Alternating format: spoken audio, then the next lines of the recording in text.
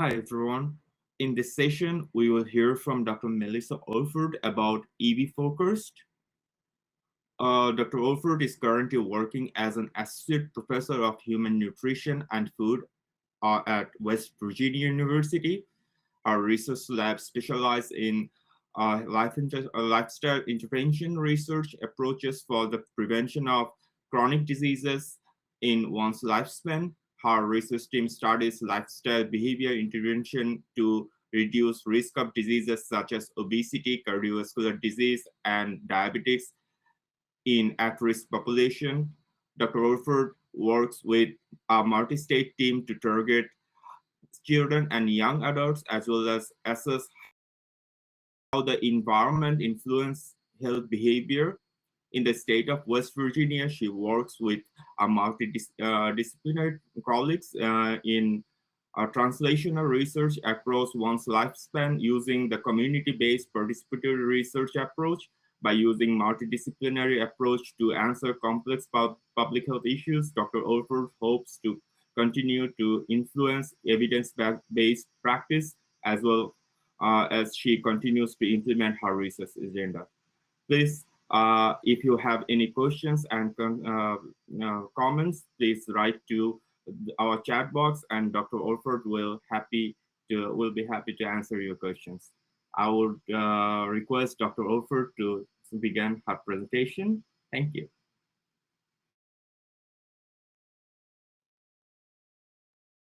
Very good. Well, I first want to thank you so much for joining us this morning. I know this is our third day, and I am somewhat new to this platform, Remo, so this is going to be a wonderful experience for all of us. I want to thank Dr. Sarah Colby and the whole University of Tennessee Knoxville crew for really helping this run smoothly, and of course our wonderful individuals at SNEB and Renmo. So thank you so much. Well, our project that you're thinking of challenges when you go to collect data and you're not quite sure what you're collecting and what it is telling you as you're doing it. This is one of the biggest challenges in dissemination and implementation science, is to really keep the stakeholders who are collecting the data engaged, and to also give back to the communities as rapidly as possible the information that we're collecting so that we can make the biggest impact possible. So one of the platforms that was created to be able to take a lot of the programming and many of the tools that you've been hearing about for the last 2 days into a framework where we could be able to rapidly put them into meaningful presentation media so that they can be then given back to these communities. And the framework that we have come up with is called eB4CAST. And that's what I'm going to spend the next 50 minutes or so really kind of discussing the journey, how it's been used in a couple different applications, and how it will show up and really help with the translation and the presentation of the data that you're going to be collecting if you're using the tools that have been presented on your campuses. So thank you again, and let's go ahead and move forward to the next slide, which is our overview slide. So here you see that our presentation is going to first talk about really the definition of eB4CAST, why it was created, and how it's used in the different programming. And then, of course, these tools that you've heard a lot about, really trying to assess the environment on your campuses, trying to understand the perceptions of the stakeholders who go to school on these higher education campuses, and then to think about how do we get this information back to policy individuals, to administrators, and to those who possibly could really change the environment. Next slide, please. So eB4CAST stands for evidence-based forecast, and the cast is kind of really the meat and potato of this framework. The C stands for capture, the A, assemble, the S, sustain, and the T, timelessness. So when we're thinking about community-based research, usually the data that's being captured is something that we're doing via an intervention. But there is much data that could help us really understand what's going on in these different areas that is already publicly available. So eB4CAST framework is really the marriage, if you will, and the learning of both indirect measures, which is that indirect publicly available data, and direct measures, which is the intervention or the audit, if you will, like a healthy campus environmental audit using those tools that you're actually capturing directly from the environment and the campus and the individuals through their perceptions of the environment, such as in SEPs or BEPS that you've already learned a little bit about. So the goal with eB4CAST framework is to be able to take all of this and put it into a very usable translational product, if you will, and it can be multiple different types of products, and give it back to the individuals to then be able to, one, make sense of what they're doing by collecting this data, but two, to come up with priorities, change the policies, the systems in place, and possibly the environment, making the healthy choice the easier choice and not the more difficult choice, because you put these behaviorally supportive measures in place. Next slide, please. So I'd like for you to consider these thoughts as we move through today and as you're starting to formulate what your questions might be about the eB4CAST framework. How best to drive change and or improvement in policy, systems, and environment? How can you put interventions in place or collect data locally and be able to really see the impact it makes on policy, systems, and environment? And then how do we empower stakeholders that are collecting that data, needing to understand what the data is telling us in a very rapid, kind of quick turnaround sense? Next slide, please. So one program that we used early on, really 7 years ago now, was a project really aimed at children and their parents, or whoever the main meal preparer was, to be able to empower these 9 and 10-year-old children to be able to assist with the grocery shopping, assist with preparing the meals, and assist with really motivating the family to be more physically active and to have conversations after the meals were prepared at the table. And so to be able to understand what the data was across this 5-state collaborative within many different counties, we wanted to be able to rapidly take publicly available data, so what we call the indirect data, and then the direct data that we were collecting from these counties, from these individuals who were enrolling in the iCook 4-H program, and be able to put this in a product so that we could rapidly give it right back to them. And so what you see here at the bottom of the slide is a 4-page report and it's really 6 because it has like actually, no, this one is 4 pages, I apologize. And so what we were wanting to do with this is to test out eB4CAST and to go after what we could learn about in these very limited counties across 5 states, and what the publicly available data would tell us so that we could shine light on that, and then also be able to use our indirect data on the participants who were enrolling in the project. Next slide, please. And so here's the front page where we talk a little bit about what is the eB4CAST report, why we would do it, and what the hope is as individuals are reading through this report. And you can see the 5-state collaboratives kind of at the bottom of the bar there. But we also took the opportunity in the very front page, other than describing eB4CAST, describing what the iCook4H program was, and also putting it in a very customized way within the county from what we learned from the indirect data. Next slide, please.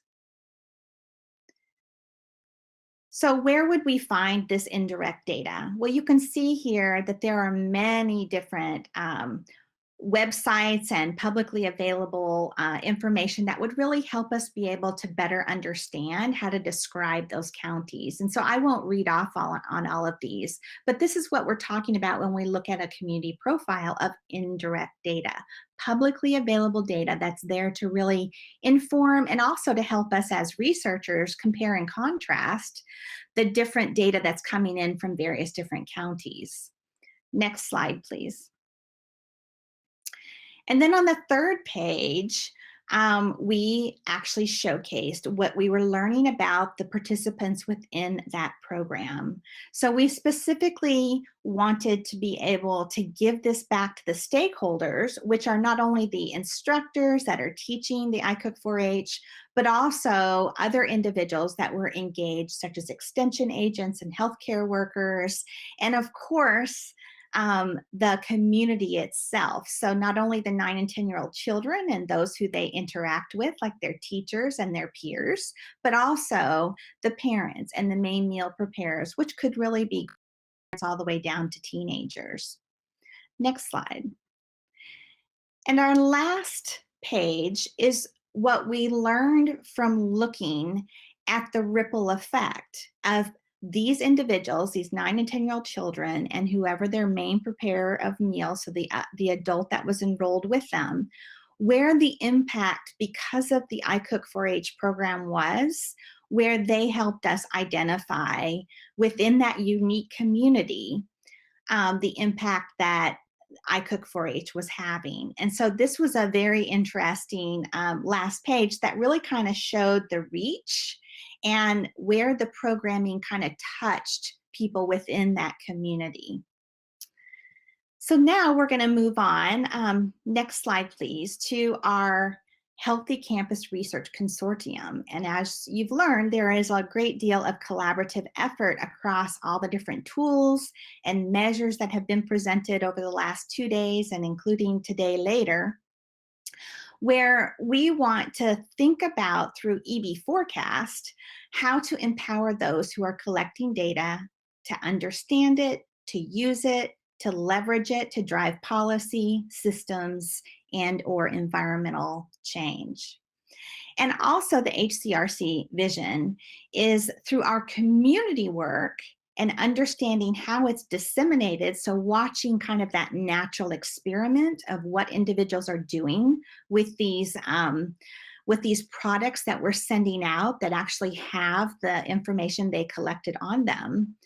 How it impacts the programming that they already had in place or that they will have in place moving forward. So when you think about perceptions in particular, and you learned a lot about CEPS, the College Environmental Perception Survey, and BEPS, the Behavioral Environmental Perception Survey previously, we now want to think about, we have that baseline data. So moving forward, as people are empowered, people who maybe can move the dial on the environment or on being able to have healthy food options more readily available, being able to have safe and lit stairs, being able to have walkability and bikeability, biking lanes where you can park your bike, or even now where you can pick up a little scooter wherever you are and be able to get from point A to point B. In other words, making the healthy choice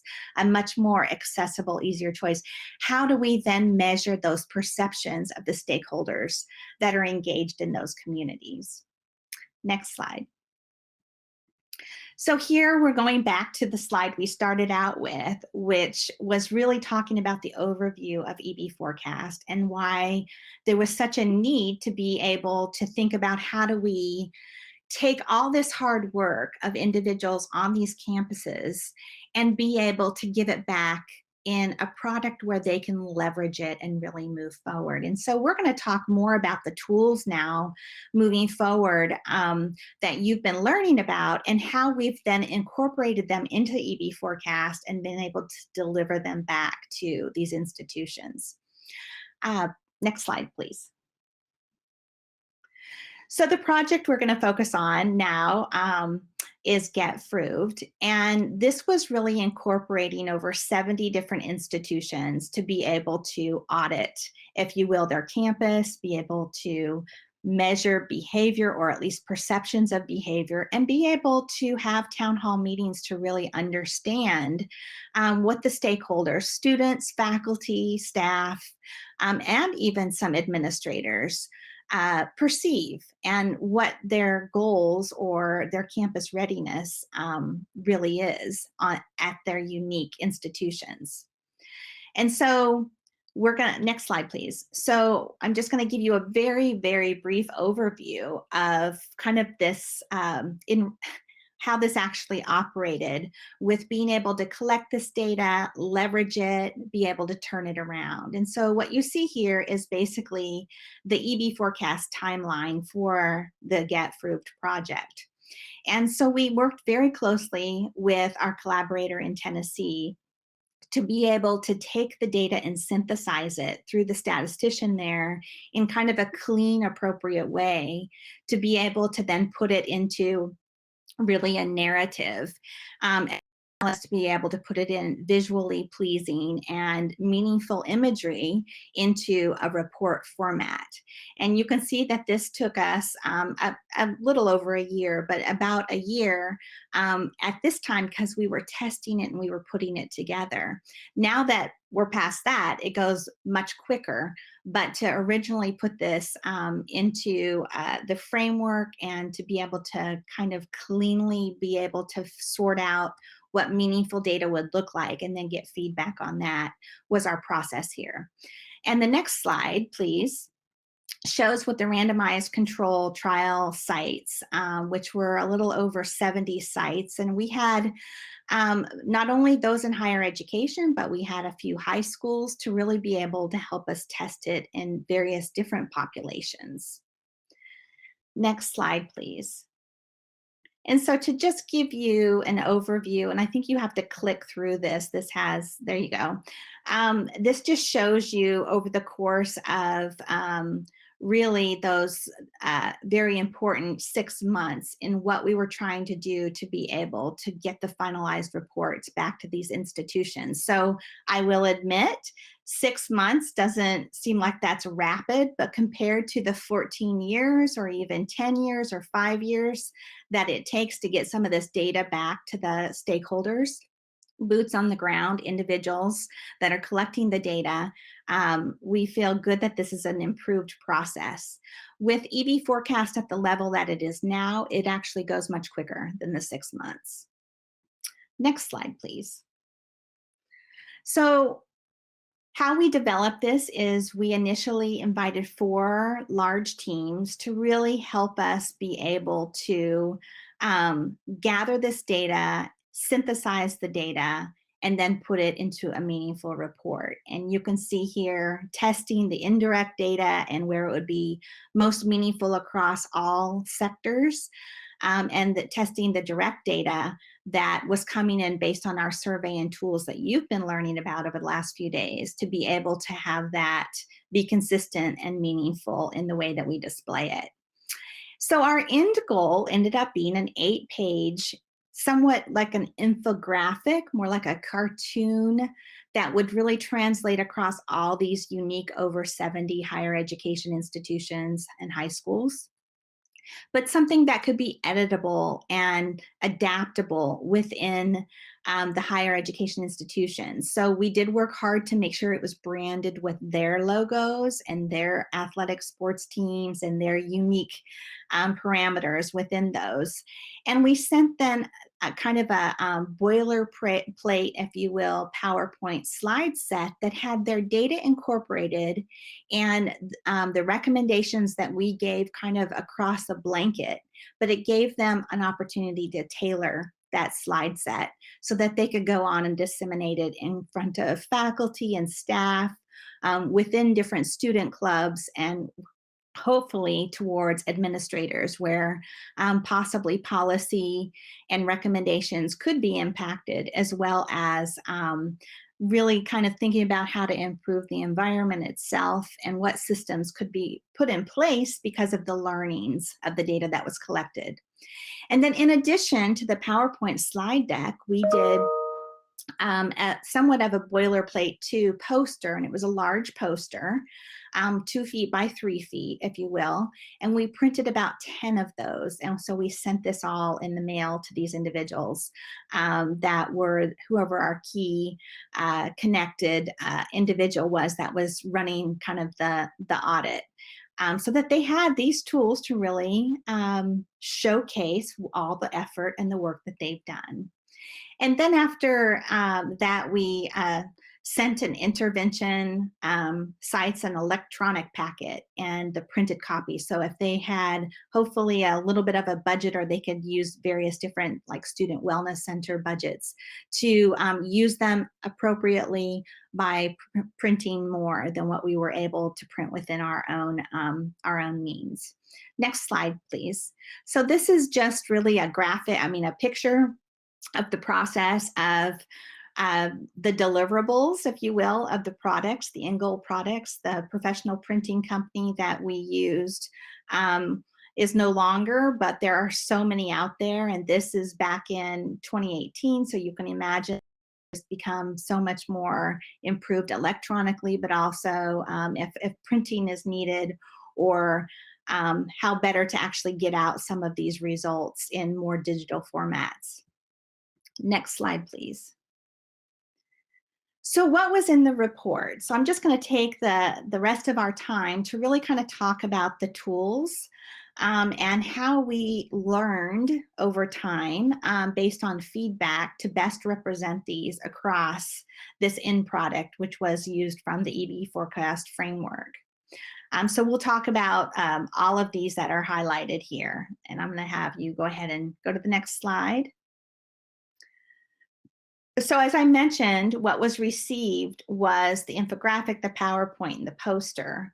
And at the very end, we had a survey, and then if they would allow us to actually connect with them, because we really wanted to understand what was hitting home, what was being used the most, what was being interpreted correctly, and what was maybe unclear and needed better interpretation. Next slide.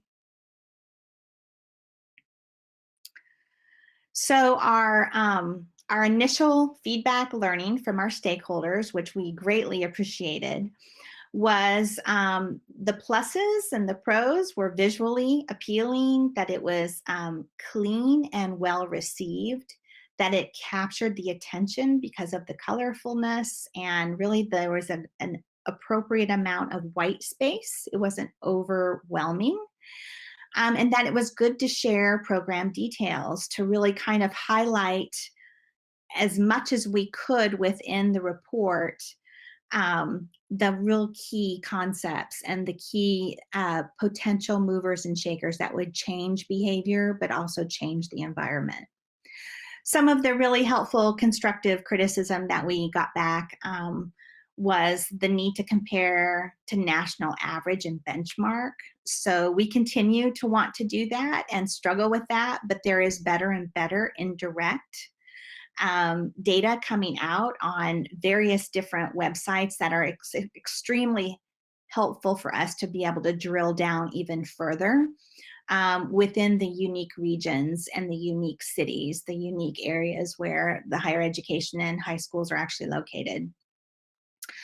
We did hear that some of the definitions were hard to understand, the scales that were set up to try and really compare and contrast the data in more of a quantitative sense. Maybe were not as meaningful, and that, so we worked really hard to try and make sure that we defined as best we could the way that the scales were measured.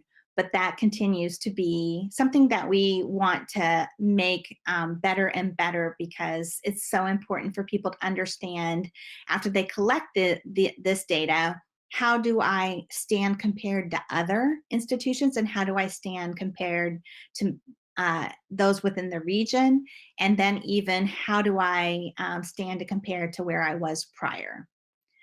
And then some of the data was unclear, and it needed to be thought through how better to explain it, or to even put it into a graph or a figure. So the suggestions: can the infographic have a QR code on the poster so that it would be very easy for people to collect that? And so we incorporated that thereafter. We got that because the whole goal of dissemination and implementation work is to be able to give this away and have people take action based on really educating themselves and being able to learn. And then the last, a darker gray text. So we had used gray in the printing, and it was very hard visually. Not very hard, but it could be improved. So we made that darker. Next slide, please. All right, so the first page gives really an overview of not only the eB4CAST report, which didn't really need a whole lot other than to help them understand that this was a way for them to leverage the data that they collected, but it was really talking more about the whole project of Get Proved and the potential of impact that it could have. Next slide. The second page was really the demographic and the uniqueness at college campus, and how it broke down, what the what the unique characters were of whoever the mascot was, what the population within the city, the county, or just within even their student body was. So this was very helpful because it helped us as researchers to be able to compare and contrast each of the institutions, and much of this we got from indirect data off of the institution's websites.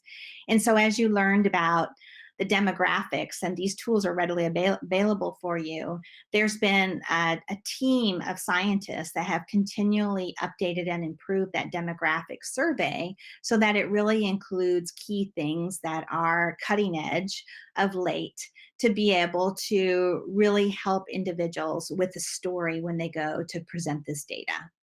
Next slide. And I think you have to click a couple different times to get the bars up on this, but this is the College Environmental Perception Survey portion of the page that it's actually explained on. And here it talks about what the stakeholders themselves are reporting in on what their perception is of these environmental factors, such as the policies that are in place, the food, the water, the vending, the physical activity, the stress management opportunities or resources, and then sleep. Next slide, please. For the readiness to change in campus priorities, this again was completed by the team, whoever the auditors were of that institution.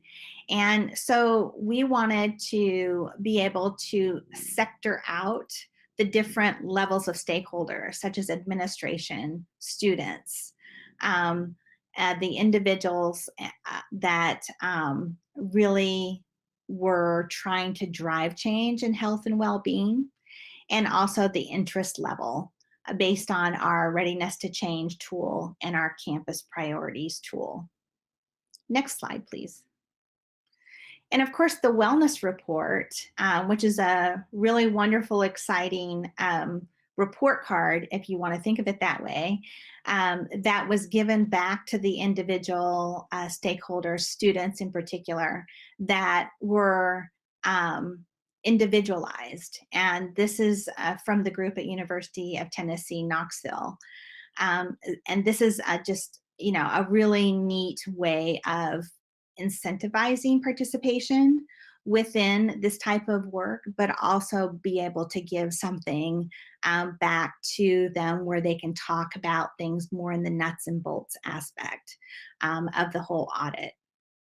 Next slide. And then lastly was the basically take-home message of what was uniquely found within that higher education institute, the affiliations of the 12 different institutions who were really driving the project and assisting with all the data collection, analysis, and how to best illustrate this across the Get Fruit project. And then, of course, our funding, and then the links to where we actually collected the indirect data. Next slide. So now I'm going to just take a little bit more time to get into the detail of all the components that are built within the Healthy Campus Environmental Audit in particular, because there were a lot. And this was the bulk of the inside of the report.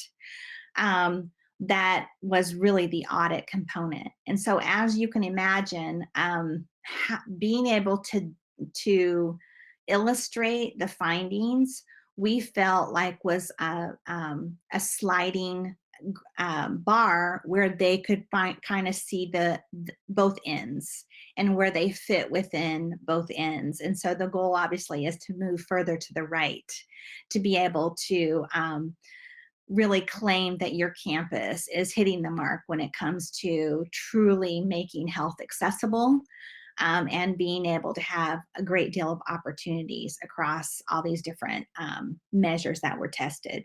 Next slide.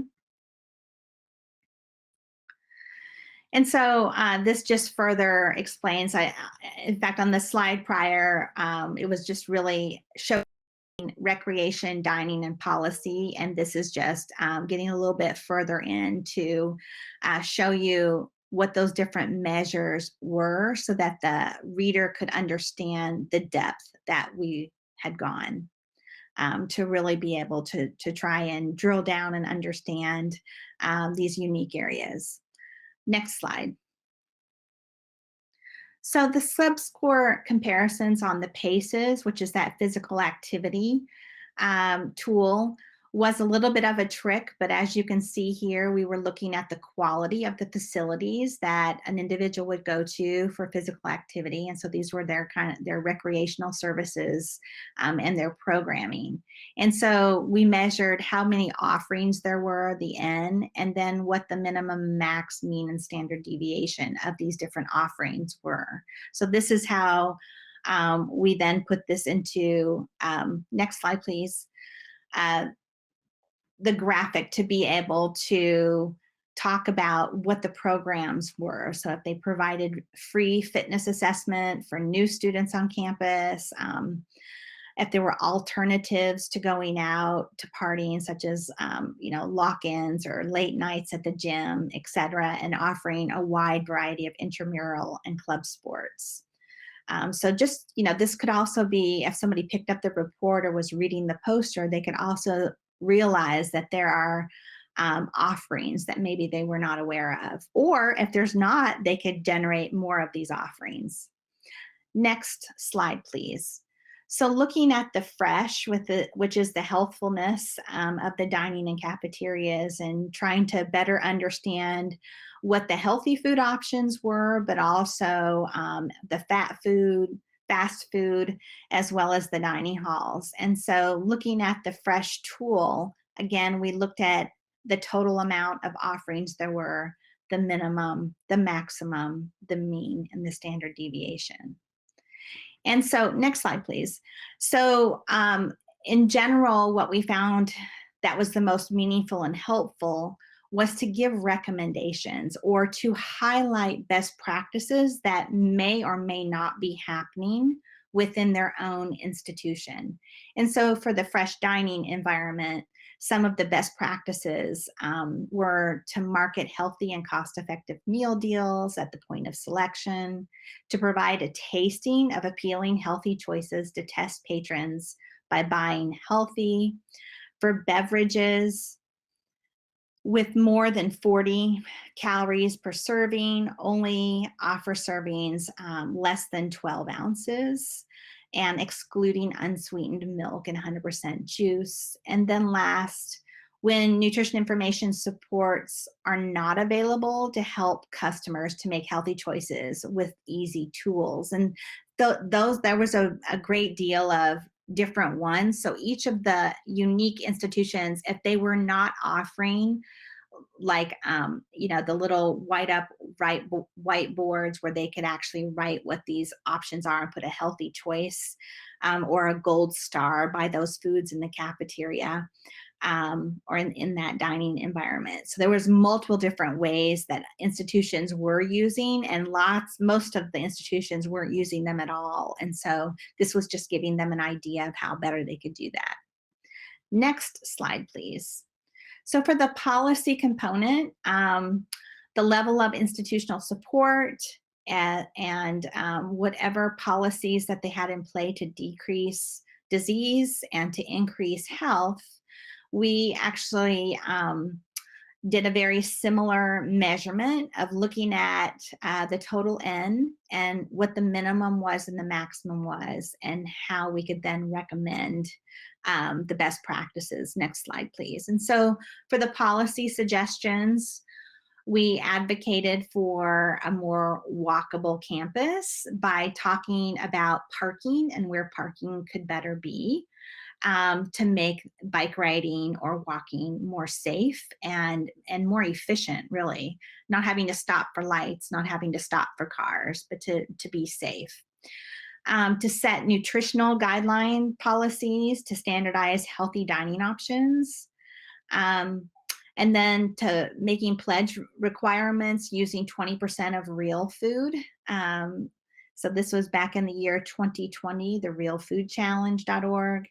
And licensing for lettuce. So the model ordinance and guide for licensing healthy food retailers. So not just going with the big names, but to try and really support the smaller, more locally grown produce, so that obviously you're getting more community individuals engaged with sort of supporting those locals. So those were some of the best practices for policies. And there was a large smorgasbord of policies. So depending on what the report was, those best practices could shift and change to give that institution some suggestions and ideas. And again, I just want to remind you that the slide deck was editable, so they could put in a whole bunch more locally or regionally impactful policies to be able to present to powerful individuals, policy implementers and administrators. Next slide. So this ended up being a rather lengthy report, and the PowerPoint we did keep to 26 slides, but as I mentioned, that they could cut and paste and put more in and edit things out, so that they could fit it into the 10 or 15 minutes that they're given at the town halls or in front of certain faculty staff meetings. So the goal, obviously, is encouraging the leveraging of the eB4CAST report. So it's one thing to go and to collect all the data and to try and make sense of it, but it's another thing to get the word out. So this was the whole goal, is to shout from the mountaintop and be able to quickly take this into small areas where you really know that there's decision makers sitting in front of you. Next slide. And again, I just wanted to mention that it was clean and visible. The PowerPoint seemed to be the biggest impact, even more than the poster.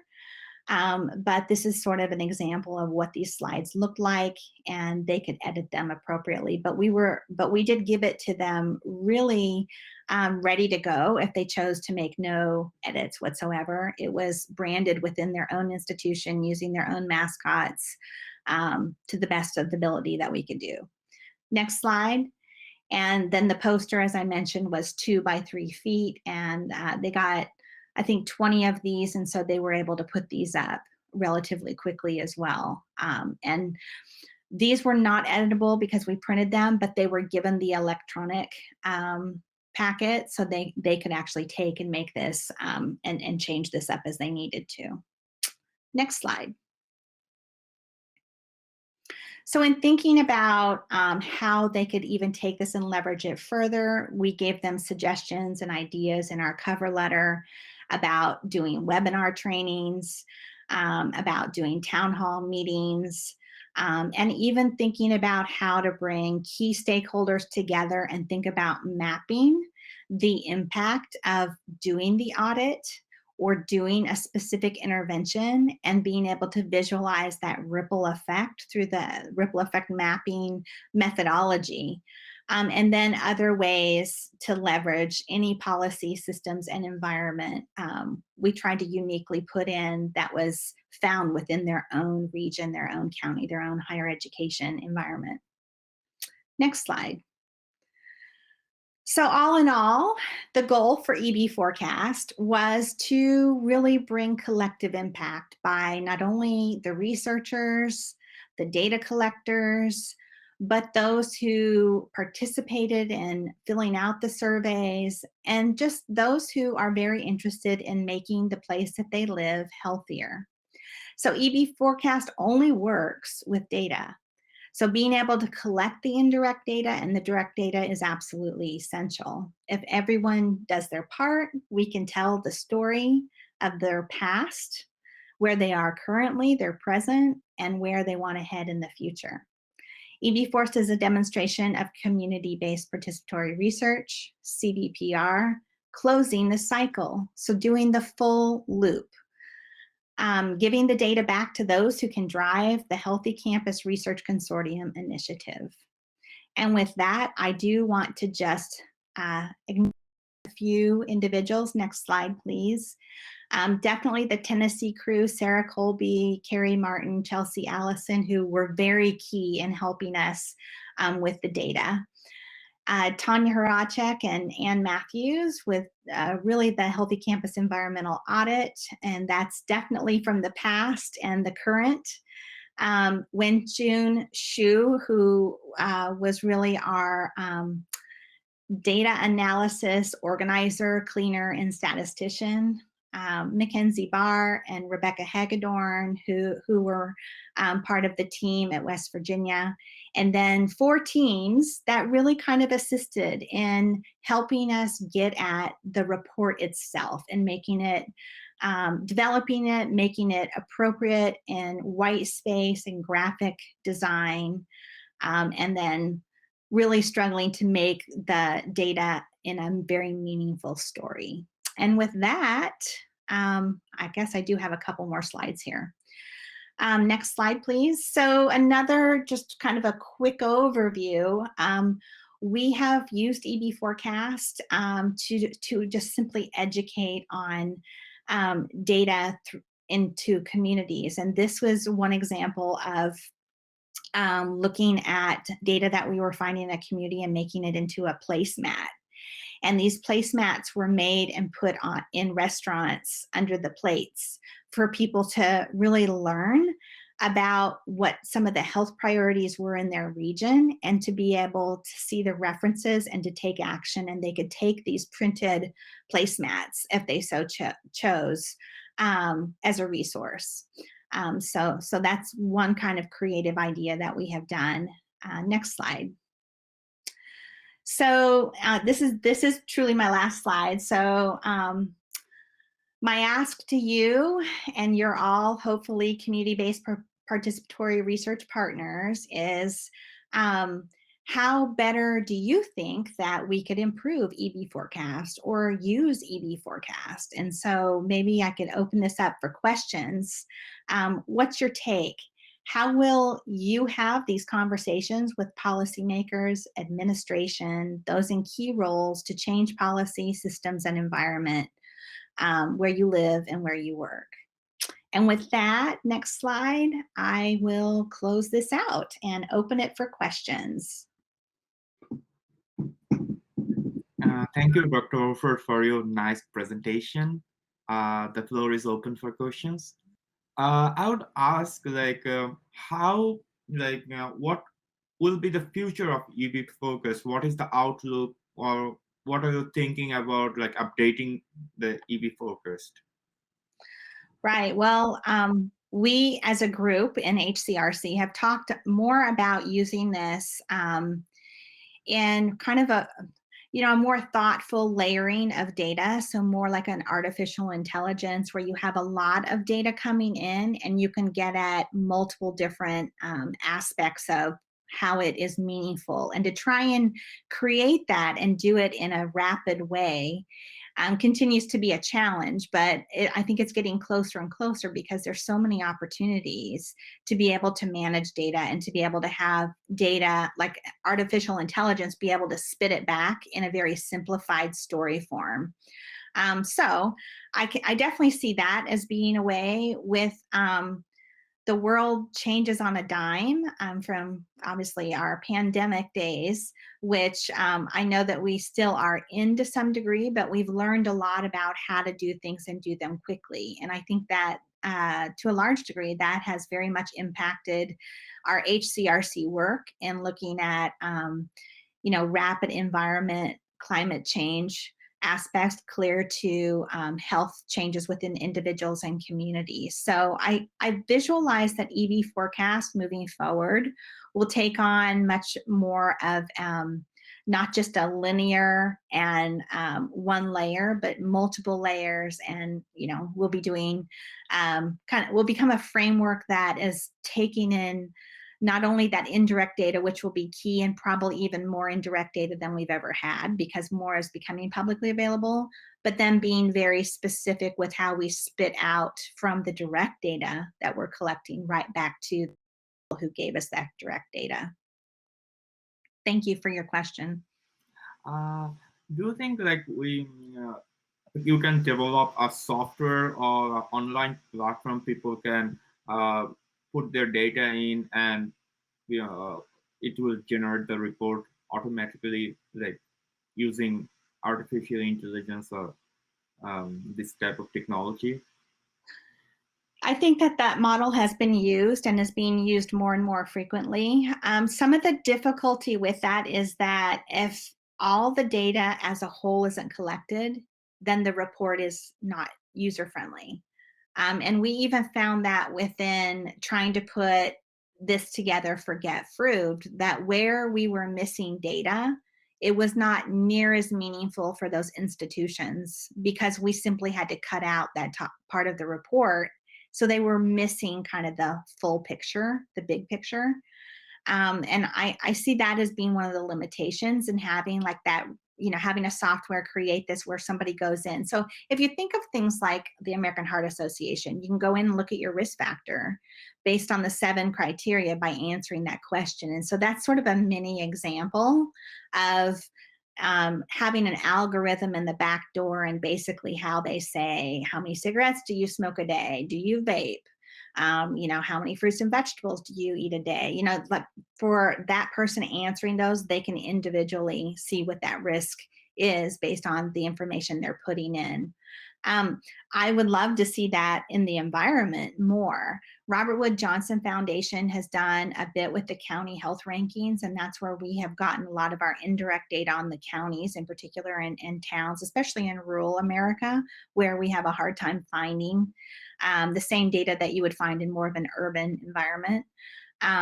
But you can go in and you can actually look at how healthy is your county. And that's all based on data that they're collecting real time by boots on the ground. And it might be from like kind of that big data sense in that people are publishing, and now we're asked through randomized control trials, clinical trials, to actually register um, our research trials, and you have to share that data publicly. So that data is being pulled into these algorithms to know more about local geographical areas and what's happening with not only humans, but what's happening with the environment, right? So kind of connecting both of those pieces. So I think that we'll see this more and more and more, and I'd like to see eB4CAST be able to be very focused and user friendly, but to even, think on the blurred edges of thinking outside the box. How can we already use what is going on around us? Thank you so much. I haven't seen any questions more, but if you want to learn more or if you have questions, please reach out to Dr. Melissa Olfert to her email.